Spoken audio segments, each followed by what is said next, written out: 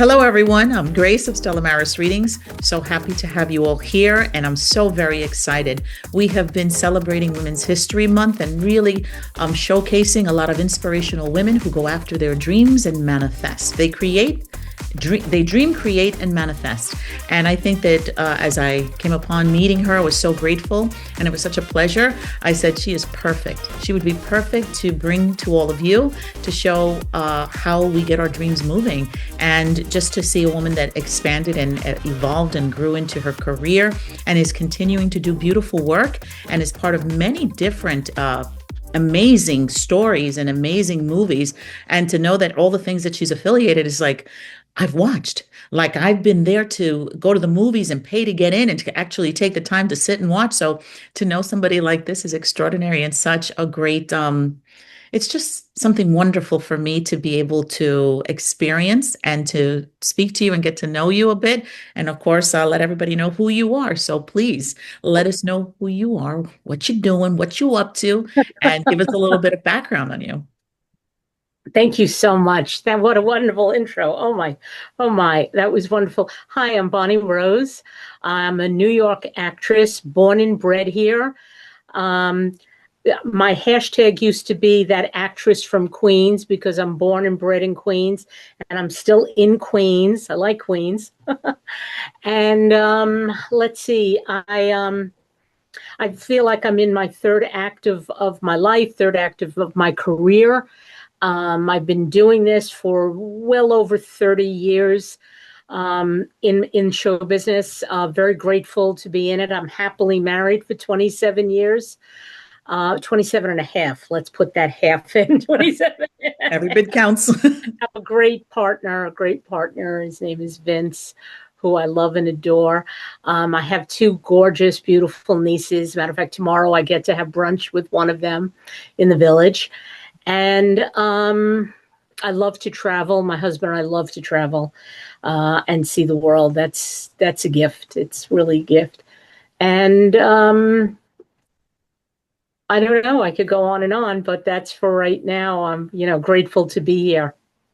Wonderful. Thank you. Thank you for gracing us with your presence and your I can't wait to get into the nitty-gritty and know more about you and share you. So my first question is, what inspired you to pursue acting? And when did you realize that that was going to be your path? This is a good double question, and you're going to love the answer. I knew when I was 3.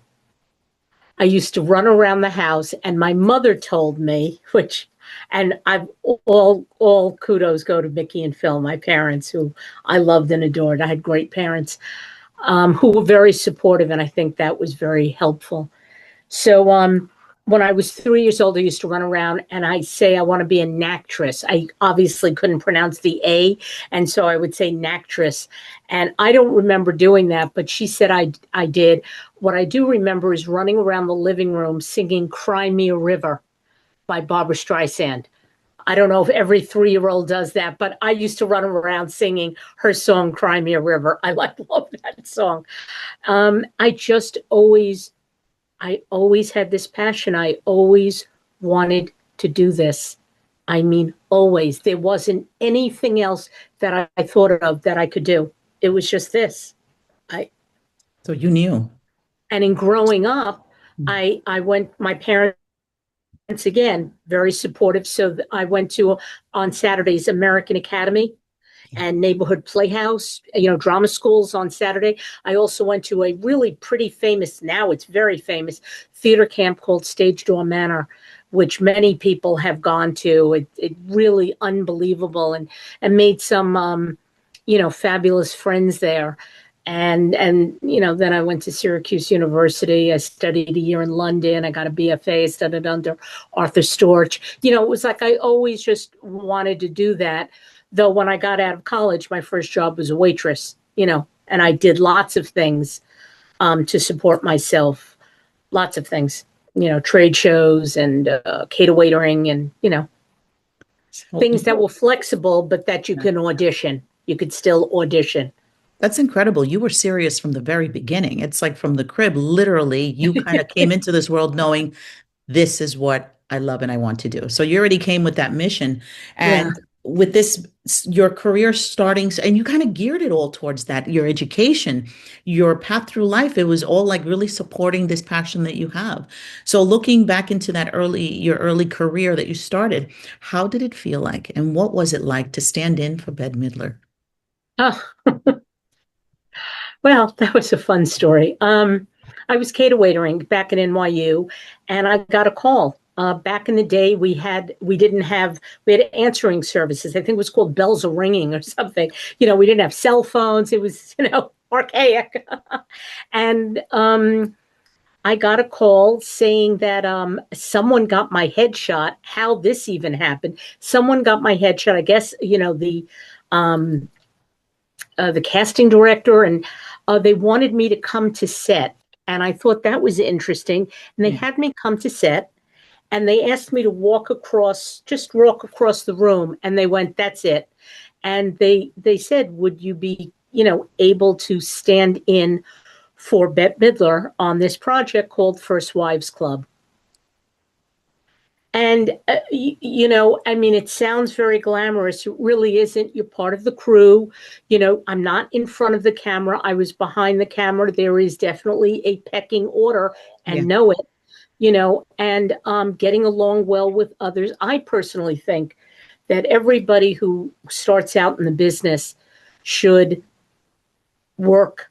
I was fortunate enough because there's a whole language on the set and what to do and hit your mark and where to go. And, there was just so much. And, honestly, it was Goldie Hawn, Diane Keaton, rest her soul, and Bette Midler. There were times where Bette had to, for whatever reason, had to leave early or something. And at times, I got the fortunate to run lines with Goldie Hawn and Diane Keaton. And I was working on this for 3 months. Wow. Got to know That's the a good length. producers. I really, this was day in and day out. It wasn't a glamour. People think of the arts as very glamorous, and you're getting up at 4 in the morning, you're getting to set at 6. And if you're a stand-in, you're getting there earlier. You're part of the crew, Yeah. and so it was a real learning curve for me. Yeah. And I was very, very grateful. As a matter of fact, Bette Midler's team or her camp, they had wanted me to do more stand-in work for her, which I did a couple more times, but I really wanted to be in front of the camera. And luckily for me, I hear it's your next question with Sidney Lumet, because they both happened around the same time. Yeah. Well, I just think that they did a great job in picking you, because even from the time that I met you, you kind of feel like you feel familiar. You feel Right. familiar. We Like have I a see similar, you. yes, You we look have that similar. energy. You Yes, have similar energy. So yes, whoever yes. saw you felt was right in tune with you to pick you. I think that you were perfect. And even to this day, there's like that energy that you have. No, she's So amazing. That woman is amazing. Amazing. that's a wonderful opportunity. Also, kind of seeing all the talent and kind of putting it all together and finding the right fit. So they did a great job with you. We were talking about Sidney Lumet, like you mentioned that, and you were handpicked by Sidney Lumet himself. Can you tell me about that moment and what it meant for your confidence as an actress? What did it do for you? How did it feel to have somebody like that This kind is of pick a you? great, this is truly a great story. And I always thought that I would share it on Letterman. So I'm going to share it here. I got lucky. Once again, I was cater waitering, and I had a double that day. So I had Yeah. a lunch and a dinner. And there was, back in the day, they still have it. It's called Backstage. Yeah. And I saw a ad for, they needed uh, all cops and prostitutes and all types of people for this feature film called Night Falls on Manhattan. And I went, and I was down at West 4th Street. So I had to take the train all the way up to the Upper West Side, because where they were doing the casting was on West 86th Street. Mhm. Took the one all the way straight up. And when I got there, there had to be 100, I don't know, 200 people waiting outside. I didn't give up. I said, I'm here. I'm standing here.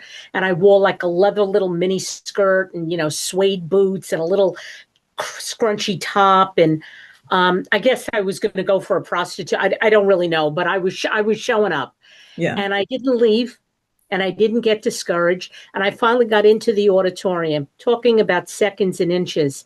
And I realized that I looked at my watch and I went, oh my God, I'm going to be late for my next job. So I got up and I handed my picture and resume, and I'm not sure who I handed it to, but I said, I have another job and I got to go. And somebody was watching. And this person said to me, do you have enough time to audition? I go to one of the rooms and Mhm. I get to audition, and he's a huge casting director, was Billy Hopkins, and I auditioned for him. He wrote something on my 8 by 10 a week later, and I don't have an agent. A week later, I get a call saying that we would like to see you for this movie. We have sides for you. I go in and I meet one of the associate producers. I get sides. I work on it. And then they said, you're going to meet Sydney at his office. And his office was on 54th Street, across the street from Studio 54. It was a tall white building. I believe he was on the 11th floor. And, um, and I'll be honest, I wasn't too sure who Sidney Lumet was. I wasn't too sure. And sometimes ignorance is great. I walk into his office and he's sitting behind the desk, and there are other producers, and there are about five other people there. And, he said, I have another role that I'd like you to read for. And I'm like, no, but I worked on this, and I'm telling him this. And he, Yeah. and he probably loved my moxie. And I said, well, give me a minute. I'll go outside. I said, well, who am I reading with? And he said, you're reading with me, if that's okay. I mean, this is an iconic director. I mean, he did Dog Day Afternoon, which is, With Al now, Pacino. I mean, on and on and on, Serpico. And I went in and I read with him, and he said, you're hired. After I auditioned with him and I read with him, and he went, you're hired. And I thank God I held it together. I went to the bathroom. I was crying. It was the first time that someone said yes on that level. It was a feature film. It was big. And it was my first feature film. And I got a scene with Andy Garcia. And I played, a lieutenant. And I mean, I was just bowled over. It was huge. It was a huge moment in my life. I mean, it was a real shift. That's That extraordinary. first yes. There's a lot of no's in this business, but it Yeah. was that, and I stayed on that line, and I made sure to, I didn't give up. I said, I'm here and I'm getting in. Thank you. Thank you very much for saying I didn't give up. And that's what, with what I do with spirituality, that's what I recommend. I just don't give up. Remember that you have a dream and that you cannot let anything or any idea or any doubt or any fear get in the way of that. And that is always successful. Just not giving up, moving in your light, moving in your craft, in your divinity, and there's always success to be found. But that's extraordinary because now you've inspired me to watch at Nightfalls with Andy Garcia. Night Falls on Manhattan. Nightfalls on Manhattan. I did work with Sydney. I will tell you honestly, almost close to 10 years after that, when he had a project, I would still knock on his door, and he gave me my first recurring role on a television series on 100 Center Street, where, I played a legal aid attorney, Ellen Klein. I was in Find Me Guilty. I worked with him. I was very grateful, very, very grateful. And he was a good guy. He was a phenomenal director. And he was, he knew what he wanted. He would come on set and give me an 8 and set up the shots. And he worked with everyone. There wasn't anybody he didn't work with. That's amazing to be able to Yeah. have that opportunity. And those are the things that they're long lasting when you have this great rapport and they really see your talent. They know they can count on you. So it's almost like you have opportunities. It's not just one thing. There's an open door when they see that you have the talent and that you can stand up for whatever it is that they're needing. They know that you can kind of fill that space, that you can really bring a lot of your beautiful energy into that character. So that's awesome that he recognized that. You've worked across so many wonderful roles. How do you emotionally prepare to portray those complete characters especially in the independent films? Because those are like very new. It's almost like you can't follow anything. It's almost like you got to really create that as you're reading it. It's almost like that's part of your persona that you have to create. So, how does that work? For me, whether it's independent or not, Yeah. you break down, like right now, I have an audition on Monday, and I got the sides and I'm working on it over the weekend, and I pull, and you're learning the lines, and I pull from what I know. Like there are two things that I studied 2 years. I did method. No, yes, in college I did method with Arthur Storch. And then I did the Meisner technique for 2 years with Ron Stetson, and very different. But I pull from whatever works with inside of me to make it real. I'm not working out there, I'm working from inside. And I pull from the inside, that what inside of me makes this character come alive. So it's real for me. And hopefully it comes across that way. Like I'm not pretending, I'm not Yeah. acting, I'm, being real under imaginary circumstances. So you work with your authenticity, and this is where your passion lies, is your authenticity. And there's also another thing that I like to mention all the time. There's like you have a treasure trove of so many blessings and gifts within. You just have to look inside, and you're going to find it. God equips you with everything that you need to fulfill your purpose, fulfill your gifts, and with gifts, your dreams. So you're showing me, like, as we're talking, lots of examples how you're following your love, because love is the basis of this, your passion, your intuition. You're putting all those things together to really showcase your authenticity, who you are, and putting a lot of your energy into a lot of your projects. And I feel that's a main reason why you have all these opportunities there. You draw them in. That's like manifesting. You draw what you love, what you like, how it's almost like a mirror, being able to see and find all those talents and those gifts within. So thank you for that. You've also taken on bold and memorable moments in projects most likely to murder, directed by Dan Greger and produced by Rachel Bloom, including unforgettable scenes with Adam Pally. Can you talk about embracing roles that push those boundaries, especially at different stages in your career? This this particular film, when I auditioned, I remember there was going to be a role that I wasn't sure if I could do. So I auditioned for one role, and they came back and they said, "There's another role that we'd like you to do. There's nudity involved. Your robe opens up. I get to make out with Adam Pally, and your robe opens up." Yeah. And and so I said, "Let me talk to my husband." So he's very funny. He said, "Okay, so how much for two?" Because one of my breasts, they loved me. And I said, "Okay, I'll Yeah. do it." Now, I was petrified because I had never done this before Yeah. on camera with a crew. I'd never done this before. Dan Greger, Adam Pally, Rachel Bloom, they're famous people. They've, my crazy ex-girlfriend is her television show. They were filming this during their break, and they couldn't have been. I love them. I hope I get to work with them over and over. They're unbelievable people, unbelievably talented. They had a closed set, and I called someone that I knew that does committed impulse. His name is Josh Peiss.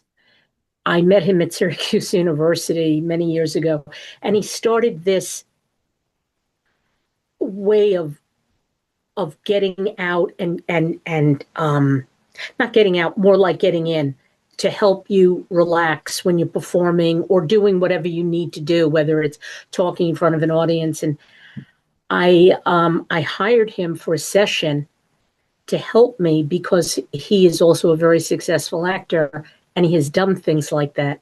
Yeah. And I like to work with people who have worked and are working, not just doing this, Yeah. but are working and doing it. And he really helped me process what it was going to be like. and I was 56 at the time, and I'm wearing underwear, and the robe does Yeah. open up, and it's a funny scene. And I remember going to South by Southwest with it, and one of the people who were, I don't know if it was Netflix or whatever, was sitting there, and she was like, "Oh my God, this is going to be great." Because when the audience, I'm the cringe moment Yeah. because I'm Adam's best friend's mother. So I mean, it's a crazy scene in the basement, and it's funny. Thank God, it's not supposed to be a serious scene. It was a funny scene, and I'm really glad I did it because it pushed me. I don't know if I would do it now, Yeah. but it certainly pushed me to do things that I'm like, I'm glad I did that. Yeah. Because to hide behind fear is not a good place for me to be ever. Yeah. You know, to work through, unless it's something that's so horrific that I won't Yeah. do. But, you know, I'm glad I did it. I don't know if I would do it again, but Yeah. I did it. That's something in your career like you really have to think about, especially if that's not something that you're accustomed to. It's outside of the box for you. That's not your Oh, usual. yes, So yes, that takes a lot of courage, a lot of yes. artistry, creativity, and a lot of chutzpah, I must say. It's not an easy thing, but you got through it, and um, it's just adds another, I guess, another side of you to be able to to act it and to share it, which is not always very easy, but that's wonderful. That's wonderful. That just shows your strengths.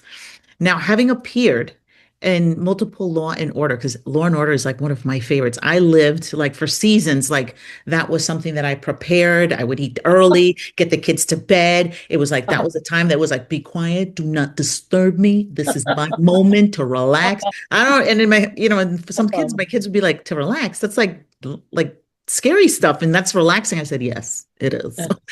So I used to look forward to that. So having appeared on this amazing show, what has it been to like to take a step into different roles within the same iconic franchise? Question. I did the trifecta. I'm very fortunate, very grateful. Thank God for Dick Wolf, who doesn't love him. What actor? I mean, he has, oh my God, probably close to millions of actors that he has hired. He's amazing.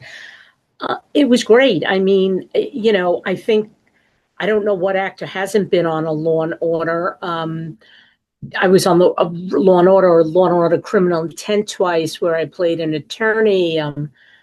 SVU, that was, oh my God, we find a dead baby. uh, you know, it's such a great show. It's such a well-oiled machine. It is so well done. I mean, you just come in, but that's the other thing, that because it is such a well-oiled machine, you got to come in and just do your thing. Yeah. Not like reinvent the wheel. You got to really, know sometimes that could be a little harder because you don't know people. But anytime I never felt that way. It was great. It was great. Excellent. I know because sometimes when you have like such an iconic show and you've watched it and you know what it's about, sometimes you come in like, oh my God, there's expectations. I think that's a little bit more pressure that we put ourselves, or you might have put on yourself to say, oh my God, this is like a major thing. I got to be like on point. So that's, I think, where the might of the pressure might come in. Right. And if I go down that rope, Yeah. I'm dead. Yeah. I'm just, it won't help me. I'll forget lines. I'll, Yeah. just, be in the moment and Yeah. do what you're there to do. Be in the moment and do what you're there to do. Recently, I just worked on The Hunting Party, which is streaming now on NBC and Peacock. And I remember getting on set, and I started my pace a little fast as I was talking. And the director, that's the way the main characters are. Melissa Roxbury, like that. Yeah. But my character, he was like, no, he goes, we want more Bonnie. What a phenomenal thing. To me, that was a phenomenal thing to say to me. Yeah. Marcus Stokes, who was a director on that particular episode, season 2, episode 6. I'll plug that. I think that puts you right back in your magic instead of like looking outside, kind of put you back to your essence. There you go. There you go. Because that's why they hired me. They Yeah. wanted, me for the way I talk. They were looking for a New York face, and even the way I talk, which I don't hear it, but I know it's very New York and very Queens. Yeah, and I do notice like around the world, when they watch, even internationally, if they get to watch our shows, you're the kind of character, and especially that New York energy that they are like mesmerized. Because as I travel, they go, "You're from New York? I can hear it. Oh my Right. God!" Yeah, and it's like it's like, you think it's Right. yes, you're amazing. Oh my God, your voice. So you're very much in wanted in just energetically your flavor. And I think that's an asset as a New Yorker, anywhere you go in the world. You've balanced both dramatic and comedic roles from Third Watch and to The Sopranos. Oh my, those are two of my favorite shows as well. Like you are in every show that my husband and I were like, this is our time to relax. How do you navigate shifting between such different energies as an actress? Uh, well, when I got Sopranos, that was huge. It was a small role. I played the sales lady at a wedding. Adriana was getting a wedding gown. And I remember when I auditioned for it, and the director yelled from the back of the room, "Nailed it!" And I was like, "Oh my God, that was great." And it was a tacky, wedding gown place, and when we shot it, and everybody was so nice and so cool, and what a great show to work on. I was so grateful to be there. Oh my God, that was great. And then Third Watch, we shot it on location, and it was a tough neighborhood. And I was sitting in the back of a real police car, and it was dirty.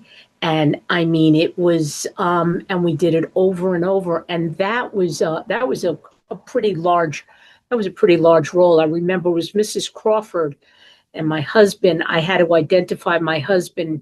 Yeah. He owns a jewelry store, and that was an intense day.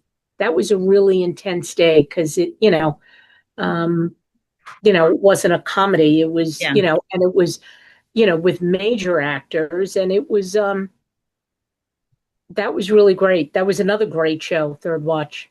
Yeah, Great. I used to love that show. Um, and just the actors, all of them were like just it seemed like they were a good group, a good team. That's Mhm. wonderful when you see these shows where it everybody fits the role, everybody fits, and then their authenticity comes in because you could see how they portray these strong characters. So these shows, I think that that's why they had the span of time that they had because they were so well written and they were so well acted, and the groups of people that were brought together kind of just fit beautifully. So that's I think it's a blessing to be able to be part of those groups, and that just shows how amazing that you are to be able to be part of such shows. So excellent.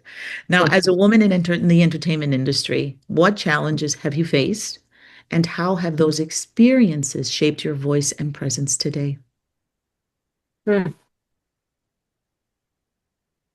Well, I remember when my mom wasn't doing well, and I stepped up to the plate, and which I would do in a heartbeat all over again. And as she was aging, and she was in Florida, and for a while, for a good 6, 7 years, she was first, not my career. There's a span on my resume that I she I helped. I was of service, and that helped me as a caregiver, Yeah. which I was. Um, all of it, all of my experiences in life, good, bad, and indifferent, um, culminate so that, and it resonates so that I can actually play different roles. On Mr. Robot, I played a nurse, in an assisted living home. I had that experience. I wasn't a nurse, but I was a caregiver. There are things that you can, again, I take from my own life and my own experiences, and as a woman, as I'm, I say like in the third act of my life, and I'm not in my 20s. My success did not come in my 20s. I knew it wouldn't. I knew it would come Yeah. later on in my life. I knew that as a fact, you know, and I just feel more grounded, knowing more of who I am and who I'm not, and what I'll do and what I won't do, pausing, knowing that this isn't the last job or the last meal or the last anything. If it doesn't work out, then there's something around the corner. If the door closes, then something else will open. It's mm, There's a lot of wisdom, accumulation of a lot of wisdom and knowledge and experience that you bring with you. And that's wonderful. It shows the strength of your character that you're able to tap into that way instead of looking at it as any lacking or any faults or anything that's missing or that there's a lack of. It just shows the richness of your life experiences and bringing it to television and to your characters. And that it's extraordinary. That shows a positive, well-balanced growth and evolution of your person and your authenticity, which is beautiful. You stay true to you. And that's another point because I talk about these things a lot, trying to inspire or trying to let people know that, you know, even as we get older and we grow, it's not that you're losing, it's you're gaining. And the more prepared you are, and the more that you could see different sides to things and really bring a lot of wisdom to your characters. So thank you. Thank you for sharing that. And just kind of solidifying and bringing that out there for everybody that's watching us at this moment or will be watching us. For aspiring actresses out there, what that are watching this live stream and are want to get into this field and want to become actresses or love entertainment, what kind of advice would you give them as they're stepping into it or thinking of stepping into this field? What would your advice be?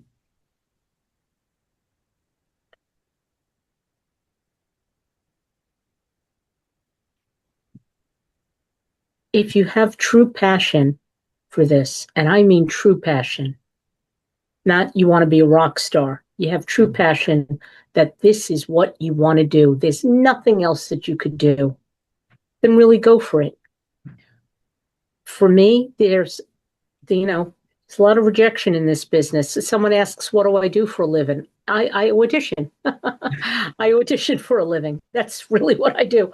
I'm grateful to do that because I get the opportunity to perform and to act in an audition.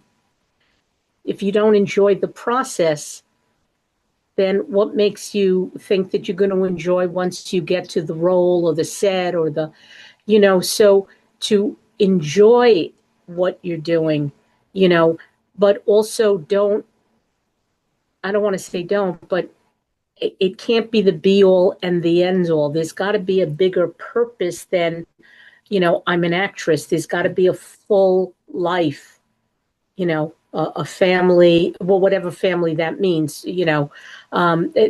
that's where I see some people, they don't get the audition and they want to kill themselves or they don't get, and again, it has been, recently I was disappointed and I went, okay, not my monkey, not my circus, not my job, not what's supposed to happen. Rejection is God's protection. Somewhere along the way, I was not supposed to be on that set. Or recently, I've booked and booked and booked, Yeah. and then different roles got cut for whatever reason. You booked the job and they cut the role and they booked, and this happened quite a bit last year. And, that's a little hard to swallow. I'm grateful that I booked it and blah, blah, blah. But, so it's not it's not like an accountant or a lawyer. It's a different type of a business. I can't explain it better than that. Show business. I don't. know if I'm explaining it any better Oh, than that. you are. Thank you, thank you. You've got a lot of things going on. You've been one busy lady because as I'm looking at your roster of all the different things that I'm like, oh my God, how do you have the time? Because it looks like you have just a lot of opportunities coming in. You take these opportunities and you do well. And you're not in just like any old little things. You're like in major things, things that are part of my life. Let me just say, you, Bonnie, are part of my life. And I didn't even know how much you have been part of my entertainment, my enjoyment, and kind of just my escape sometimes because these shows offer an opportunity for you to, leave all the stressors and all the worries and kind of be able to relax and see something different visually and to experience emotion that we don't usually get to do in our own lives. So thank you very much for your inspiring and your talents.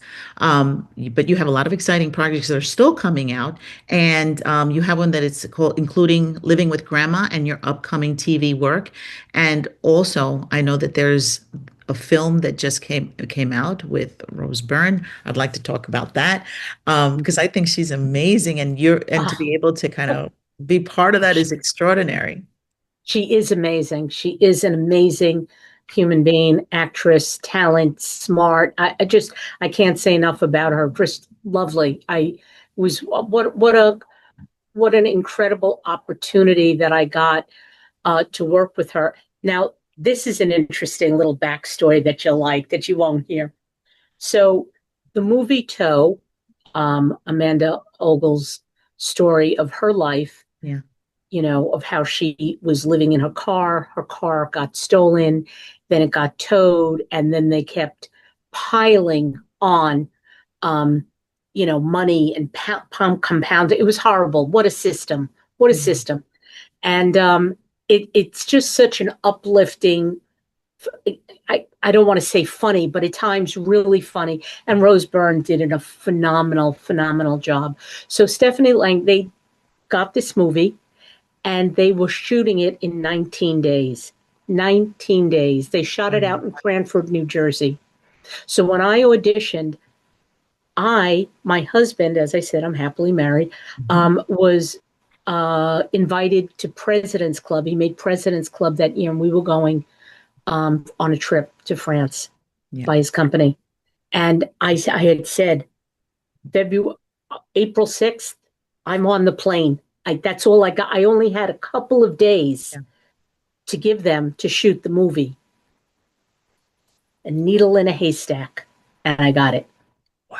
I don't know how they turned it around because my husband and I just saw Stephanie at the Angelica Mhm. movie theater because it came out last weekend and it was playing, throughout the United States, and it was playing at the Angelica Film Center, and she was doing a Q&A Friday, Saturday, and Yeah. Sunday. I went both Friday and Saturday, got to, talk to the producers, got to Yeah. see her again, which was such a gift. And we shared this story. I mean, the fact that, I mean, it was a Oh, needle in a perfect. haystack to get it. And then, the timing of it, and I couldn't because I was leaving on this trip. And then, and then to really get to work with Octavia Spencer and Rose Byrne and it was just incredible. I call Just, that meant to be and divine timing. yeah, It it was was yours. It was meant for you. And that's why I always say the universe, when it's something that is for you and something that you really want, it'll always find the perfect storm. I call the perfect everything being the perfect timing, the perfect moment, the right combinations. Mhm. So it was you manifested it in here. Your love and your passion for this, and you already like you did the timing, and it came out exactly. So I tell I, everybody, I, you have the excuse me, power I to agree with manifest. you.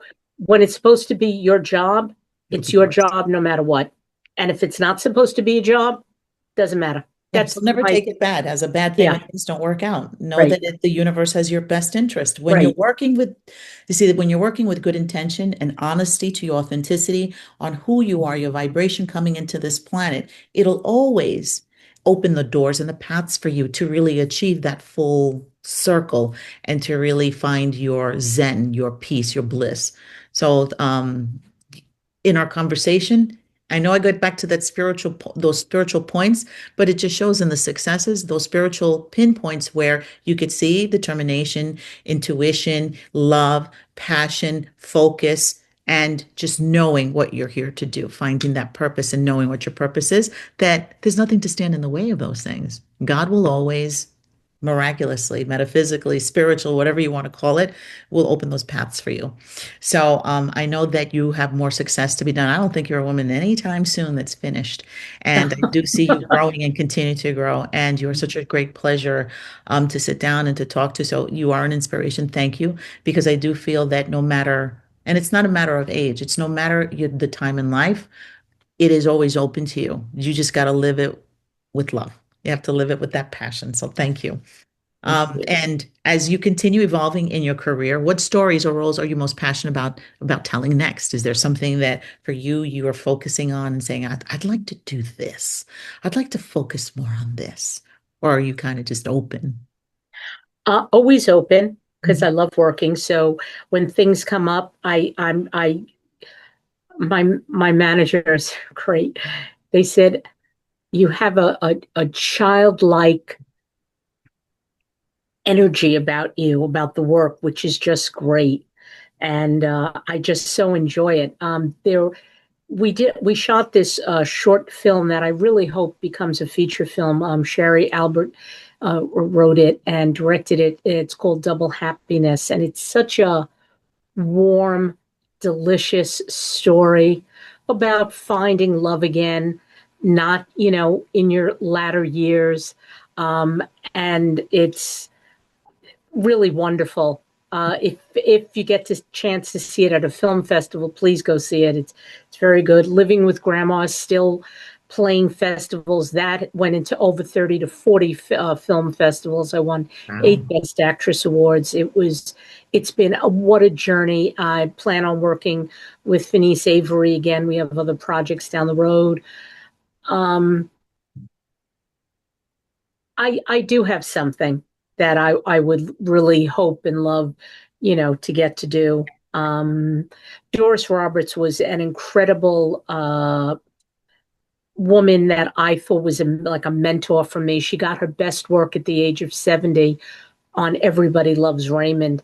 I almost watch that every night before I go to bed because Oh, it I makes love me her. Yeah. laugh. The timing, I mean, it's spectacular to be on a show.